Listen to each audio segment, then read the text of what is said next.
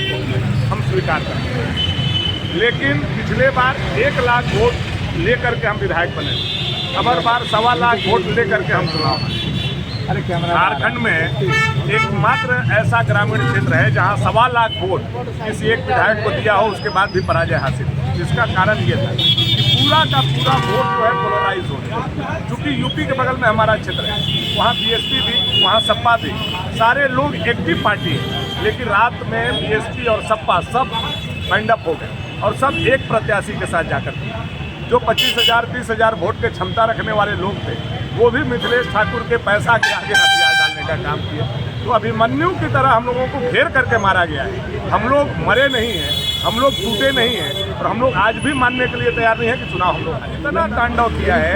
आप बिलीव नहीं कर सकते हैं, अपने कंस्टिट्यूंसी में 100 करोड़ से ऊपर खर्च करने का वहाँ के पत्रकारों के द्वारा हम लोगों को सोचना बेतहाशा अगर पलामू को किसी ने राजनीतिक रूप से बर्बाद करने का काम किया, जो पलामू राजनीति का राजधानी बोला जाता है, एक व्यक्ति की दृष्टि कभी भी वहाँ पैसे की राजनीति नहीं हुई पलामू में, बराबर विचार की राजनीति। लेकिन 5 साल का लूट ने पूरा का पूरा पैसा का सेंट्रलाइज करके वहाँ राजनीति करने का काम किया। और पलामू में जहाँ हम 4 विधानसभा जीतते थे, 1 विधानसभा हम जीते हैं पलामू में। क्या लगता नहीं अपनों ने धोखा दिया?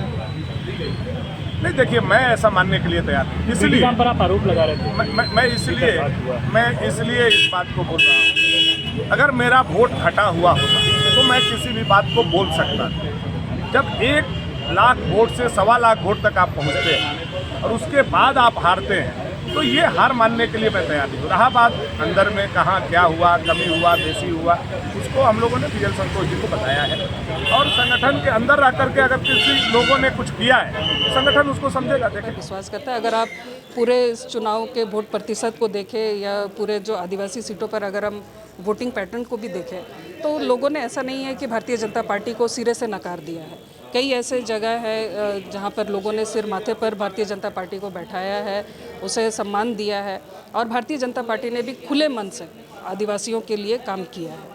तो ऐसा नहीं है कि पूरी तरह से नकार से बहुत सारे कारण हैं, और जहाँ भी आप देखेंगे बहुत ज़्यादा का अंतर नहीं है। कहीं कुछ 1000 है, कहीं कुछ 100 है, इस तरह के अंतर रहे हैं। तो इसलिए हम लोग ये नहीं कहेंगे कि नहीं पूरे ही नकार दिए गए हैं।